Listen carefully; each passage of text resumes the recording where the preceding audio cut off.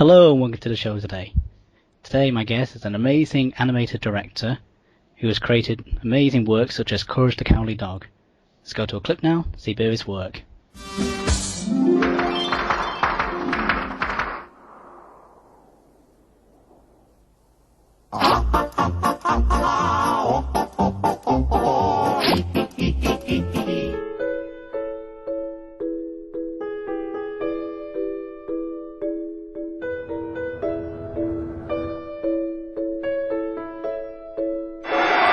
Now the boxing begins with small talking. Hi, I'm Spaceman Dilly. Nice weather today. I kill you! Isn't that just entertainment? Ladies and gentlemen, John R. Dilworth. Thank you. Hello. Thank you very much for coming on the show. My pleasure, Michael. Thank you. Okay, so I always start with these shows. The show is at the beginning. So, what got you into animation? A pencil. So just a pencil. Yes, and finger paints. All right. And a wall. So from humble beginnings then. From the beginnings, great things. Look at the cave art. Look at cave art. And now look where we are. Imagine early man playing with a computer.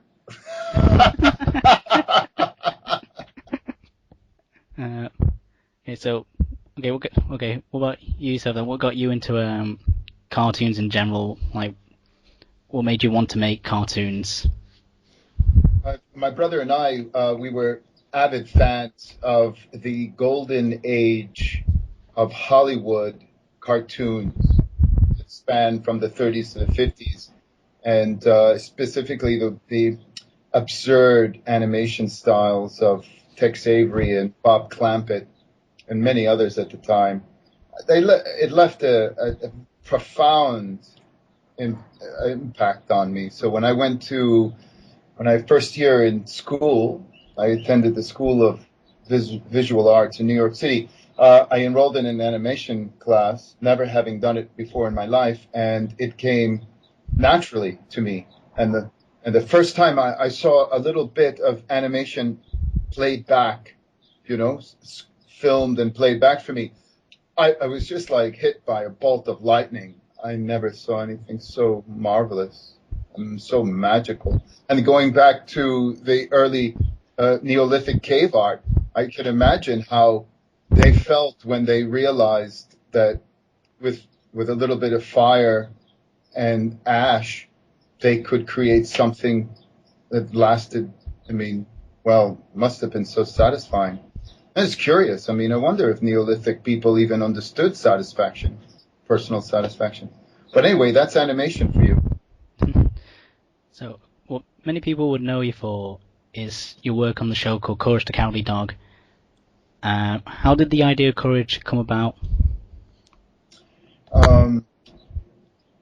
Courage the Cowardly Dog was that came from a short independent film I was making back in the mid-90s called The Chicken from Outer Space.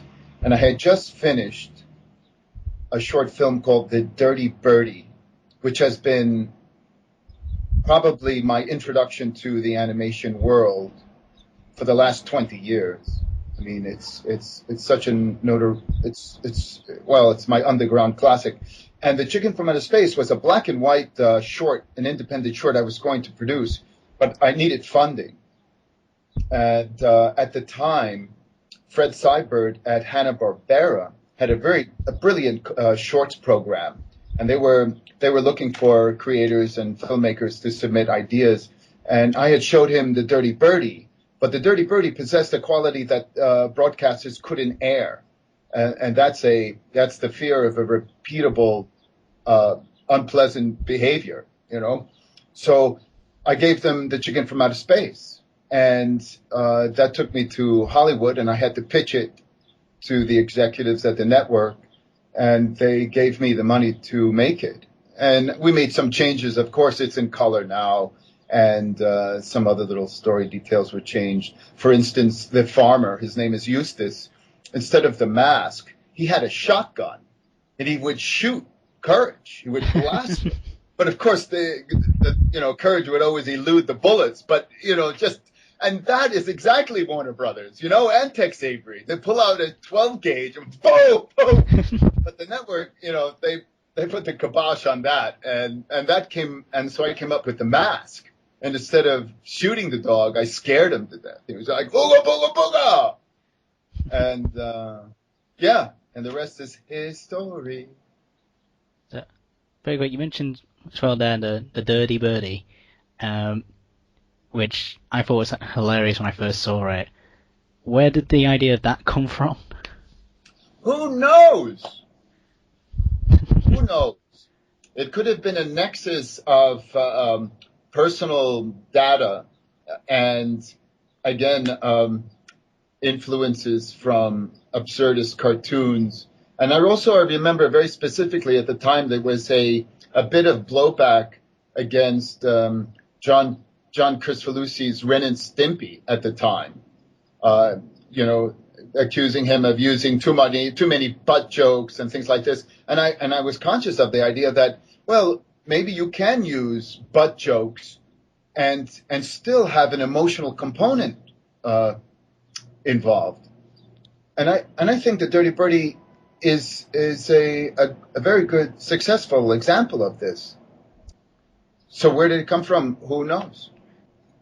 Fair enough. Going back to Courage a quick, how did you feel when you started hearing all the positive fan feedback, people really enjoying the show, and Courage being one of the most recognizable characters of the Cartoon Network line? How did that feel for you?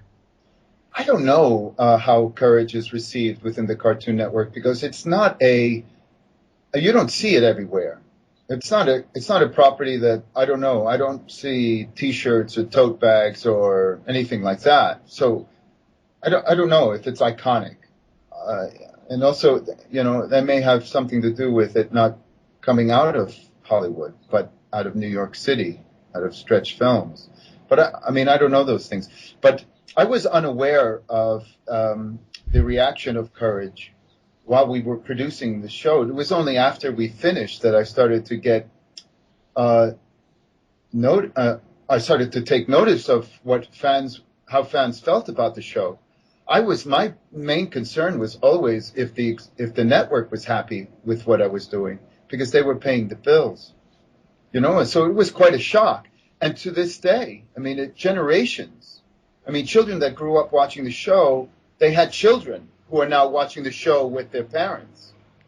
And I get the emails and I get the letters and then it's just amazing. And this is why I feel that we owe it. We should reboot it. And only fans writing in could convince a network to do such a thing. Speaking of the reboot, you recently released a clip of a CG Courage episode. Yeah, that's the special we did. That we hope that it airs in Halloween 2014. And there's a little clip to see. But right now it's only playing in film festivals. So if anyone wanted to see it, they would have to check. I guess you can go to my Facebook page. We'll have a link for that. But and list what film festivals they could see it in. And other than that, we'd have to wait for Halloween. But it's the first fully CGI Courage episode. It's 7 minutes long, and it's fully CG. We had done some mixed media CG elements during the series proper, as I had experimented with many mixed media, like stop motion, paper cutouts, claymation, CGI, photo montage. We did a lot. I was about to ask, how did that feel for you? I say you've done mixed things within the shows. One of the things that I always seen fans talking about when it comes to Courage is the Pharaoh who says, return the slab. Yeah, the return to slab. That was my late brother Jimmy, he designed King Ramses, and there was a strange video game at the time. It looked like a dancing dog or something with some kind of cap. I think it was a skateboarder. Anyway, the strange thing about him was that he looked dimensional straight on, but when he turned sideways, he was thin as a Rice Krispie, or no, I mean really just a piece of paper.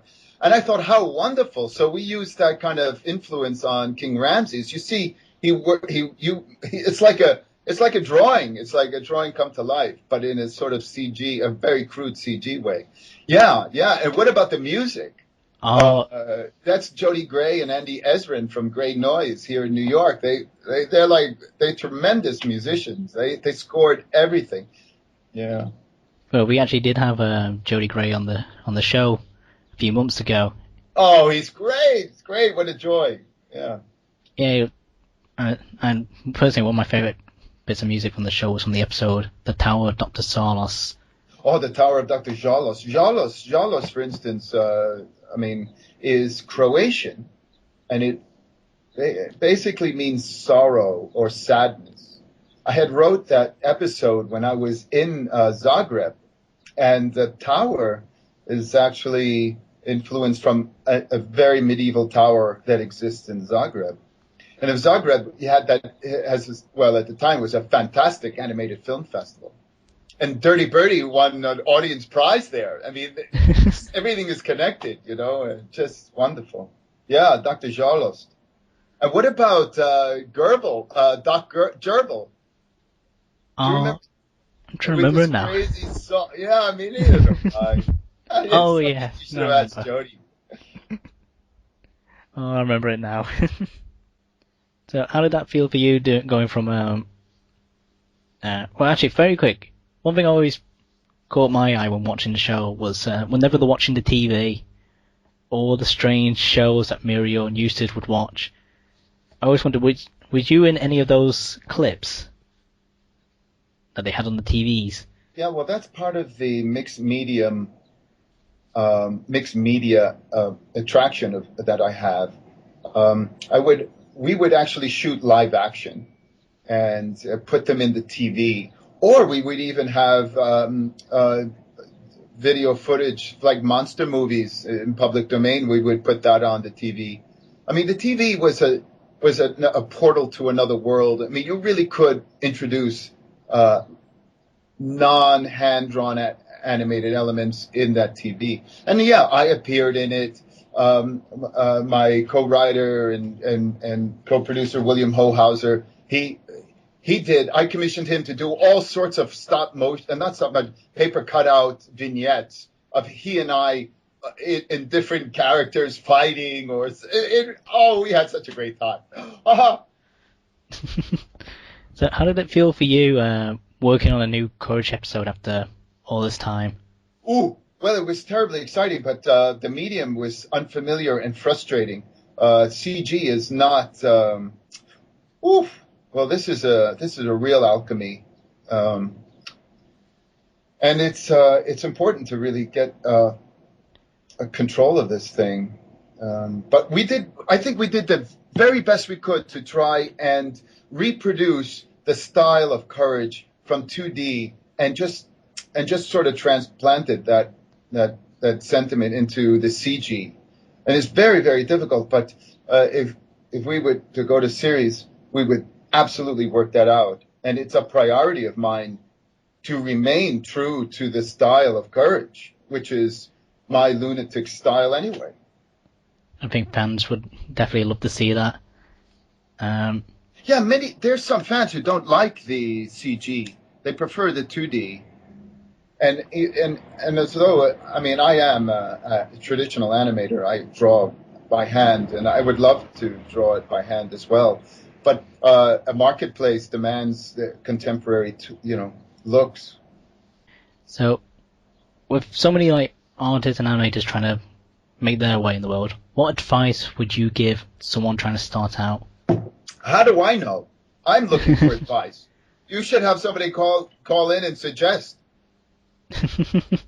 What's the only thing that motivates all of us? A passion for something. It could be a passion to earn a lot of money. It could be a passion just to be famous.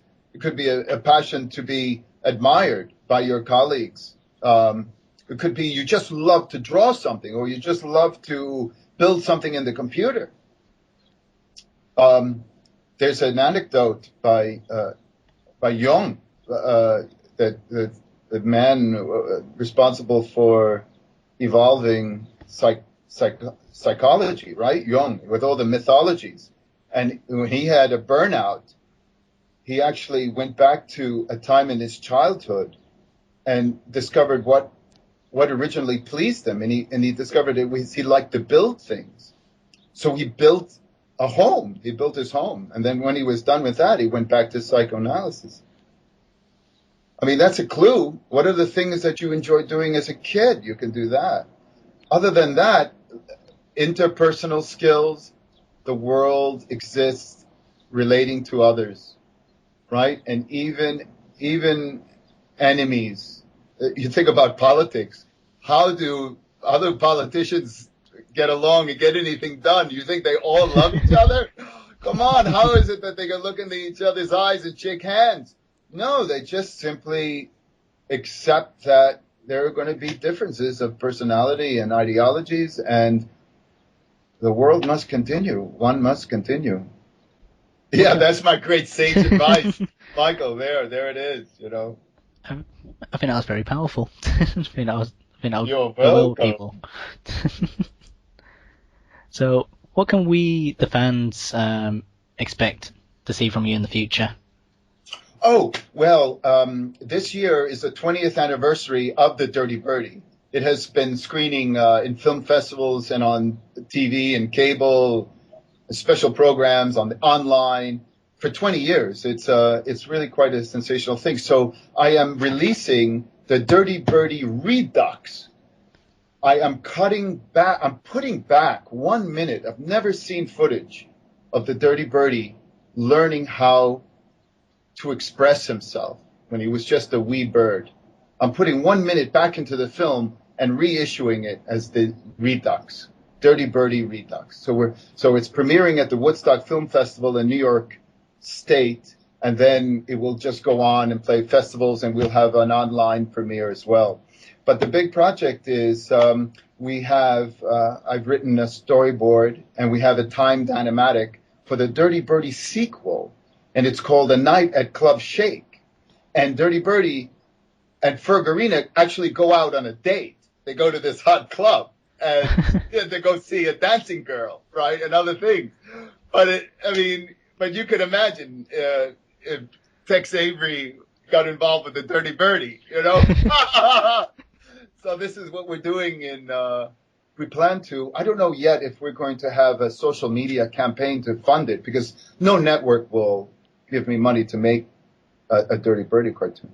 So we may have to do that. So those are the two big things that are coming out right now that are on the plate that I'm really, really excited about. And of course, if they do Courage, that would be the big thing. I'm also developing a show with Disney in UK. But this is a little bit tricky. Disney is a very particular place. They're masters at their craft, and I'm a bit of a Dali character, you know. I can definitely say that we the fans we just can't wait to see all this come to life. Michael. Thank you. And unfortunately, that's all the time we have. So It's been a lot of fun. Thank you for having me on. It's been a really great interview, so thank you so much for coming on the show. You've been a terrific guest. And, well, ladies and gentlemen, John R. Dilworth. John R. Dilworth says, adios! And I've been Caboos15. Catch you next time.